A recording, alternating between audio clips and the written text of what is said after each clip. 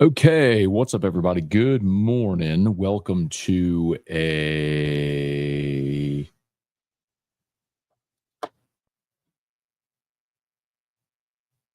hump day edition of Morning Scone, presented by Brock, the Batters Orthopedic Clinic, Parish Construction and Roofing. If you need an orthopedist, you go to Brock. You need a roof, you call Parish. Unique Physique, uniquephysique.com, Restored Motions, restoredmotions.com, and On Fire Athletes platform powered by Game Coin. Okay, y'all. LSU baseball rallies past Nicholls 5-3. Did the post game live on Locked On LSU last night. Thanks to everybody who joined. We'll talk about that. The football Tigers were back on the practice field yesterday. There was media availability. Most notably, Jacobian Guillory was back at practice, which was awesome to see. Almost 6 months to the day after his Achilles injury that he suffered against Nicholls. So that was awesome to see. Such a key part of what LSU was going to be defensively a year ago, and so disappointing that he went down just in the second week. So coming back for a sixth season, and excited to see what that'll hold for him. But really big news that Guillory was back. So we'll say some good mornings here and get to y'all's questions. By the way, so for those joining, I am about to do an interview with Mac and Cube on WJOX. So that's Cole Kubelik and Greg McElroy. And so I'll do the interview here, and I'll do what I always do. It's kind of like hold the phone like this so y'all can hear, hopefully, the questions and my answers. So that's at 7:20. So about 3 minutes from right now, they're supposed to call. So let's say some good mornings. In the meantime, I'll get to as many of you as I can before we hit that interview. Hey, Brad, good morning. Chuck, what's good, man? Thomas, good morning. Hey, Brian, good morning from Whiteville, Virginia. Did you see the LSU Eunice, LSU Shreveport combined records? It's amazing, 71-2. I did not see that. That is crazy. Two great JUCO programs, though, man. That's awesome. Good for them. Hey, Randall, no complaints from me about a win last night. How many times do you have to see Jake hold on with the bases loaded? Everybody knows what's coming now. Yeah, so if you didn't see it, it was last night in the top of the eighth. Bases loaded, Jake Brown up to the plate, and he popped up a bunt, and they doubled it. They doubled up the runner at third. Y'all know how I feel about it. And I am okay. I often say I'm okay bunting for a hit, which Dickinson bunted for a hit last night, by the way. Had the whole left side of the infield open, laid one down. He was safe. And I'm okay bunting to score a run. But I think sometimes you can be, if you're going to do that, maybe a more higher percentage situation. Like when Stanfield missed the sign over the weekend, you had Hernandez on third. You had your catcher on third. I don't think that's awesome. Even if Stanfield gets the bunt down, you probably still got to play at the plate. And then last night, you're asking Jake Brown to bunt when I don't know that Jake Brown's ever bunted in his life. Here we go. Here's Jocks. Jocks FM in Birmingham. Liz, Matt. Hey, man, this is John, the BJOX Colts producer. How are we doing today? Hey, John, I'm good, man. How are you? Not too bad, not too bad. Just so you got a couple minutes to set the record straight. Yeah, ready to do it, man. We're coming back in about 30 seconds, so I'll put you on hold and get you shortly. Perfect. Thanks, man. What would you like the power to do? Find out how at bankofamerica.com.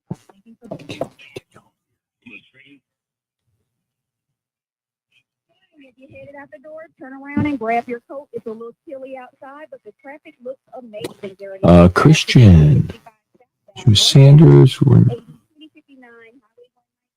I'm not. No.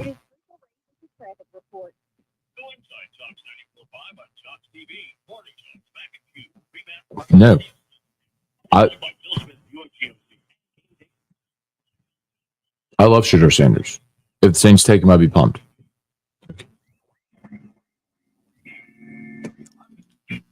7:20 Wednesday, April 9th, here on Josh 98.45. Dodgers go down to the Nats last night, 8-2. Dodgers now 9-4. Nats one game below 500. Yankees go down to the Tigers again. They're 6-5. Tigers 7-4, 5-0. They get the shutout.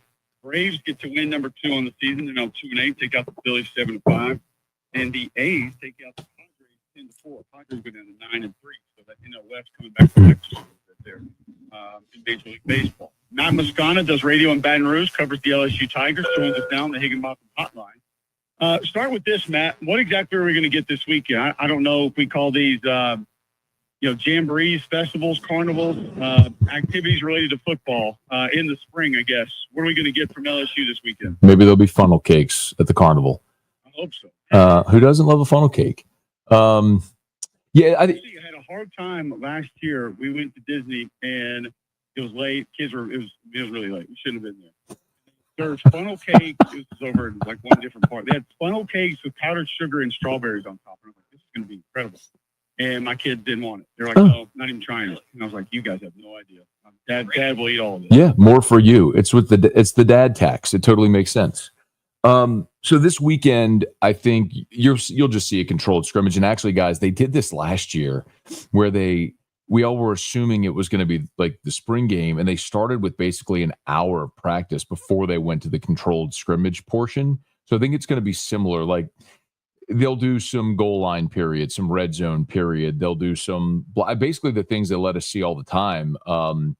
They'll do corner and DB receiver one-on-one drills, blocking drills, one-on-one pass rush drills with the offensive line, defensive line. I mean, BK has been really good about letting us into practice, guys. I mean, there's times we get to watch full practices, scrimmage sessions. I mean, 2 hours of practice. So I just think they're just going to have a full practice session. And Kelly said the reason he wanted to is to maximize the 15 practices because in his experience, he found, I don't know if this is true, you could both answer this better than I could.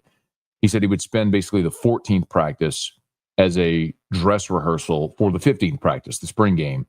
And then they didn't always situationally get the work they wanted in the spring game. So he felt like he was basically docked 2 practices of maximizing effectiveness. So I think it's just going to be a regular practice. They're just going to do it in Tiger Stadium and let the fans watch. What do you think is the biggest key for LSU's resurgence this year? I think it's a solid year last year. It's fine. It looked great by any stretch. But what do you think the one thing they got to find this upcoming year to kind of take this team to the next level? Yeah, I mean, Greg, I think it's pretty obvious. It's just the defensive side of the ball has to improve again. I mean, they went from 2 years ago with Matt House being literally the worst defense in the history of the program, right?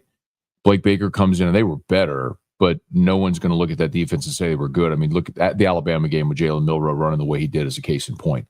So much of the focus this year in the portal class was improving at every level of the defense. They went and added 3 veteran defensive ends. They added a big 350-pound tackle in Sadir Mitchell from Texas. They added a cornerback from Virginia Tech and Mansour Delane, who really looks the part. They added a safety in Tamarcus Cooley from NC State, who's probably going to be a day one starter. So they invested so many resources at every level of the defense to make sure that unit catches up to the offense. Because, guys, the offense is good. I think you'd agree with this. LSU's offense with Nussmeier coming back and all those weapons, they're plenty good enough to win any game they play. I'm not saying they're going undefeated. I'm saying that side of the ball is good enough to be able to win any game they play. The defense has to catch up. And so really it's just a question of how much better in year 2 under Blake Baker with these transfers can they be? So let's stay with that offense. Matt Moscona joins us now on the Higginbotham Hotline, does radio in Baton Rouge, covers the LSU football program. You lose both tackles.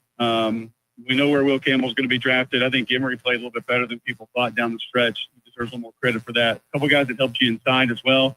They were dinged up last year, so you look at that.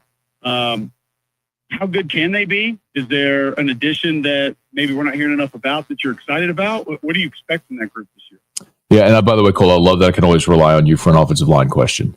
And I really do think, Greg, this might have actually been the answer to your question, because if you ask me, like, what's the biggest question mark on this team, it is the offensive line. I mean, you're losing 4 starters that combine to play 170 career games, which is mind-boggling. And they all played together, by the way, for 4 years or 3 years, it just doesn't happen in this day and age of the transfer portal. But all these guys played together every game for 3 years. And losing those guys is massive. Now, what they've done so far in spring is they have shuffled the offensive line every time we've seen them to give probably 11 different guys looks with the ones. And I think they're trying to maximize this time to not only to get those guys reps all in different spots, but also for the coaching staff to get a look at them in different spots. But the key to this whole thing, like the linchpin, are the tackles. So Tyree Adams was a top 100 recruit He's now in his third year at LSU. He's playing left tackle. He's going to replace Will Campbell. And then Weston Davis, who's in his second year, was a 5-star. They flipped him from A&M. He's playing right tackle. Guys, if those two guys win those jobs and hold them down, everything else falls into place. They added a couple of transfers, Braylon Moore from Virginia Tech at center, Josh Thompson from Northwestern. They hope he plays guard. But if either of those tackles can't win their starting jobs, and now you have to move a guy like Thompson out to tackle, now you start to have a domino effect that has a chain reaction through that whole group where you start shuffling pieces, and you're probably not as good with your best 5 out there in their proper spot. I don't know if that all makes sense, but effectively, just we think we're programmed now so much to think about the portal guys, and they do matter undeniably. But this is an instance where like we collectively would have been really excited a half decade ago about these really highly recruited guys that are finally getting their chance to play to see what that would look like.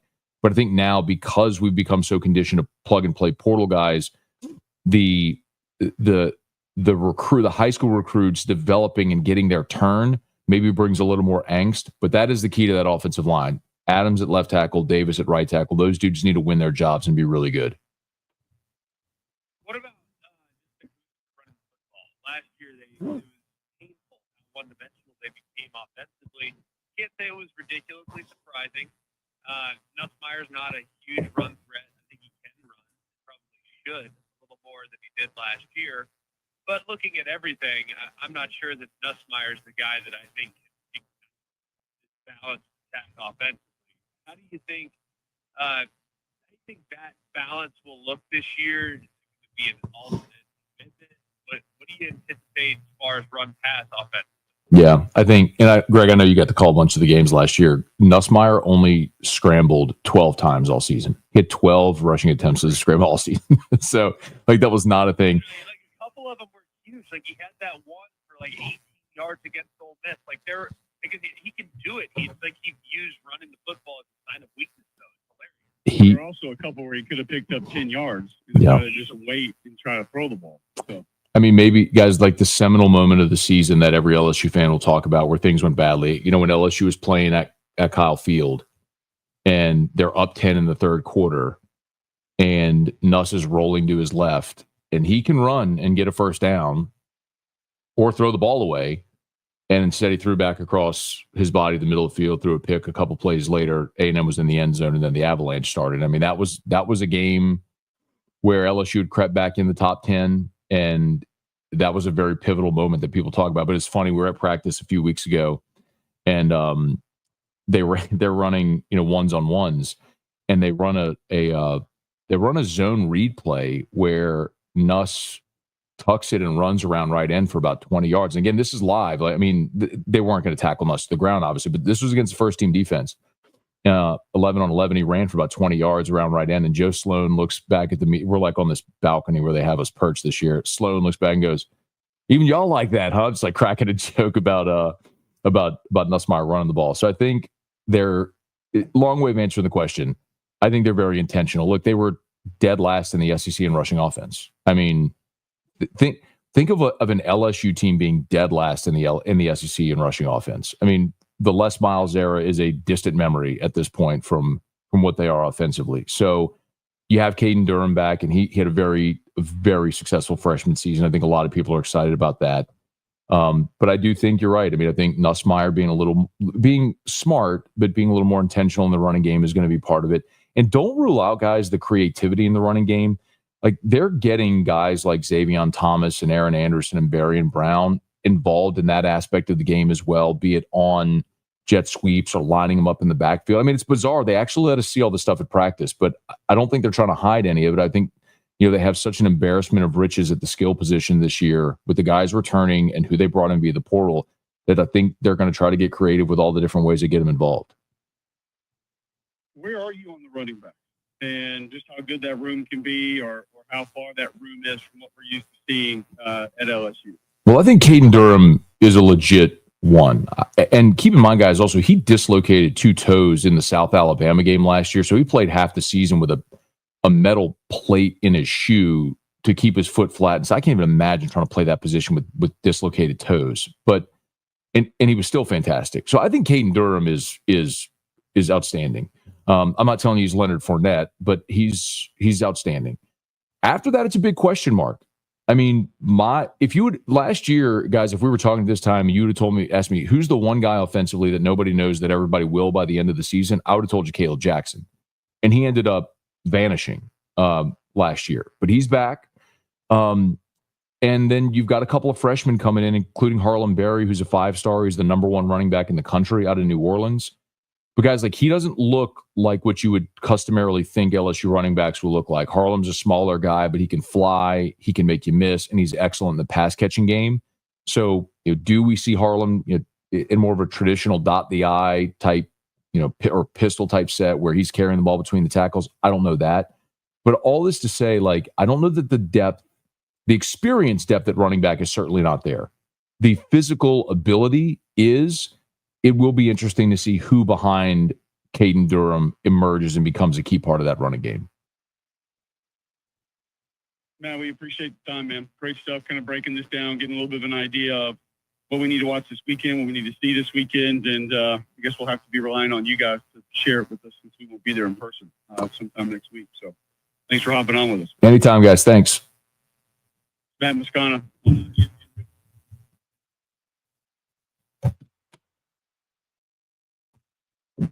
It's Matt Moscona.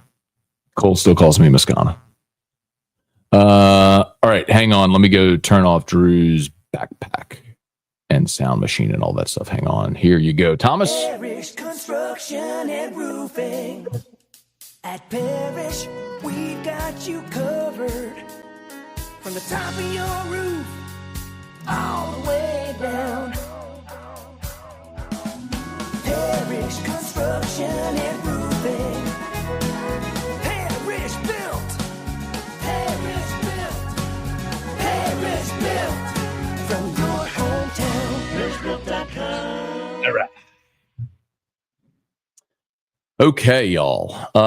So what did y'all think? That was Mac and Cube on Jocks FM in Birmingham. Hope you all enjoyed. This is the behind the fourth wall type content I never knew we needed. Hey, Deborah, good morning. Mark Allen, do you got an update on AFR coming to North Louisiana? We need it. Mark, I appreciate you asking very much. I can tell you there are conversations being had. And we've had talks. There's been 3 times over the time I've been at AFR that we've been in conversations with possible affiliates up there, and each time it just hasn't materialized. There's another that's potentially coming. I contractually cannot say anymore, but I am excited about the possibility. I don't have a great timeline to tell you, but I'm very hopeful that it'll come soon. Hey, Abner Neal, good morning. Kelly Gross, good morning from Spain. Again, great to see you there. Tiger Poppy, good morning. Mark, good morning. Nicholls had LSU on the ropes. Yeah, and then they didn't. Bubba Smith, good morning. Seth Rushing, your opinion on teams playing each other in spring games. I don't think it's necessary, Seth. Like, what would that actually be? I look at it as a risk reward. Okay. What's the actual benefit of playing a spring game opposed to the potential risk of injury or something like really of injury? It's not going to be a giant moneymaker. You haven't had spring games formatted like that.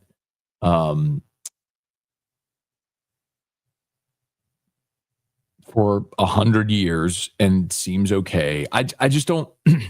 Would it be cool if LSU played Tulane in a spring game? Sure. Do we really need it? No. I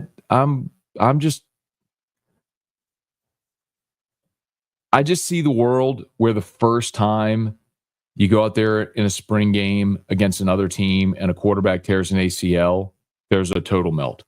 So I just don't think you need it, man. Hey, Lowell, good morning. There you go, Sean. Christian. Okay. Robbie, morning, Matt. Thoughts on the Denver Nuggets firing Mike Malone? I think that is, you know what my thought is of it? My thought is, how in the world, when there is no job security in the NFL, or excuse me, in the NBA, well, NFL too, but in the NBA, where a guy like Mike Malone, who's a few years removed from winning the NBA championship, currently has the Denver Nuggets as the 4 seed, gets fired on the eve of the, not the literal eve, but on the brink of the playoffs. Yet Willie Green's got job security, and David Griffin's got job security, and Mickey Loomis has job security. I'm like, how?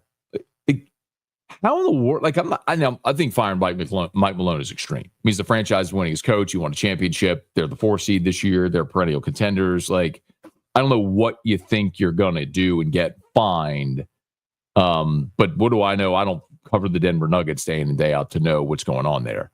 But, I mean, that's bizarre to me. Cliff, yeah, man, I saw that over the weekend. That Buffalo Trace flooded. That stinks, man. They said they were taking inventory of everything, so I don't know the full extent of it, but that does stink. Hey, Leon, agree with your Mill Road take. Rather than not draft quarterback if he's the option. You want to take him in round 7? Okay. Anything else? Not okay. Hey, Brent. Hey, Dale.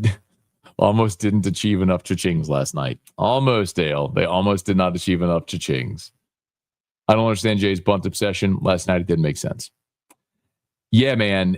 And the thing is, he's never had to do it at LSU, and I think he feels like he's got a roster this year where he can do it with maybe some more athletic guys. But I'm glad to see the number of you that are coming around to my never bunt take. Aaron, good morning. Jason, good morning. Brant, weather better this weekend, but competition better than OU, you think? Brant, I'll tell you this. You are not going to get you're not going to see a Kyson Witherspoon this weekend against Auburn. I mean, Sam Dutton is their Friday guy. So you're not going to see the quality of arms that you saw at OU. I think Auburn is definitely a better offensive team than Oklahoma. And remember, they had that wall, that short wall, and it's almost mimics Fenway.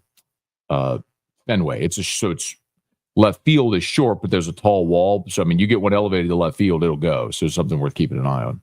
Blaze, good morning. Tiger Diver, good morning. Brad David, do you get sunlight in the morning? I saw Gary Brecker recommended that. So yes, that's like a free alternative to red light therapy, is exposing your skin to natural, like first light in the morning, which is very good for you. And so before it got cold, yes, I would do that. I would ground and do breath work. So I would go outside. I would sit on a brick ledge I have, bare feet in the grass, do my breath work with no shirt on. So I was getting natural light. When it got cold, I stopped doing that outside. That's why, like, red light therapy beds are very, very good for you as well, because it mimics that. But if you want a free option, then you just go get sunlight. Okay, please smash that like button if you would. Subscribe to the channel, Facebook, like the page, share the post. Pelicans lost to Brooklyn. Thank God. Keep losing ping pong balls. Let's go. Michael Cook, Ray Langlois, what's going on? Brian Wynn, good morning. Hey, Charlie, good morning. Brett, Matt the multitasker, love it. Next time, sale call while sipping a bourbon, pour smoking a cigar. I'm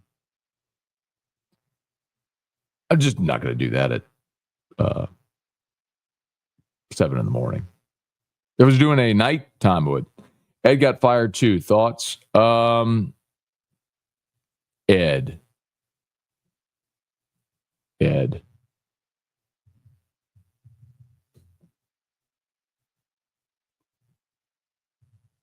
You're going to have to help me on that. Ed who? Who am I missing? I don't know. Skeens gave up 5 runs yesterday. How weird is that? Like, Paul Skeens gave up 5 runs. Oh. Wizzy, Matt, I have a bad feeling that if Shedeur is at 8, Carolina would gladly trade out with someone at our expense. Maybe. And you'd have potentially a replica of the Mahomes situation with Kansas City back in 2017. If that's what it is, so be it. But I also would look and say, okay, what team would be willing to go up to 8? Because, man, the teams that need quarterbacks, that would be a pretty significant jump. If you talk about someone like Pittsburgh, maybe trying to jump up to do that. I mean, you would have to give a haul to get all the way up from the 20s to 8. So I'm not so sure I'm worried about that, but if that's what it is, it's what it is, man. Hey, Patrick, good morning. Team Drew, to clarify, I don't hate Matt McMahon. He comes off as a good guy and everything. I hate the results. We improved year 2, took a gigantic step back year 3 after a grade 11-2 start. I'm ambivalent about how I feel about year 4, even with all the portal acquisitions. That's fair. But Patrick, my point to you is and will be and continue to be, if you don't acknowledge context, then we're having an intellectually dishonest conversation. Like I'm not saying, and I'm so clear about this, I'm not saying, and I don't think anybody has a personal issue with Matt McMahon. I don't think that at all. I'm not like, I don't know any other way to say this. So I'm going to keep saying it the same way until I think of a better way to say it. I'm not like pounding the table, demanding everyone appreciate Matt McMahon for the great coach that he is. That's not what I'm saying. What I'm saying is neither Matt McMahon or Bruce Pearl or Rick Pitino or John Wooden or Coach K or anybody is coaching this LSU basketball team from this year to the tournament in this SEC. Could a better coach have maybe gotten more out of those players and got them to 5 wins? 5-13 instead of 3-15? Maybe. But you have to have players. And they didn't have players. So if you're not going to invest in the roster of the program, then you have to measure your expectations within the context of your commitment to winning. Like, why do we have gigantic expectations for the LSU football program? Because they build a football operations center and then renovate it, and then they build this recovery facility on the backside of it, and they pay a coach $10 million, and then you pay Blake Baker to make him the highest paid assistant in the country. And then it's like you're investing so much to be great that the expectation is you go be great. Basketball plays in a 50-year-old venue that's awful. The practice facility, Will Wade used to always explain that it's leaking, like the roof is leaking at the practice facility. By the way, Parish Construction and Roofing can help. You spent the second least on your roster in the league last year, which no wonder you finished second to last. I mean, you got to have resources. And if you don't have resources, then you can't have an expectation to win. So they're giving him this year a roster that should be competitive. Let's see how it goes. And if next year we're sitting here after making this investment in the roster and we're talking about a team that finishes, 6 wins in the league, they're 6-11, 7, or 6-12, 7-11, and they missed the tournament again, then there's no conversation to be had anymore.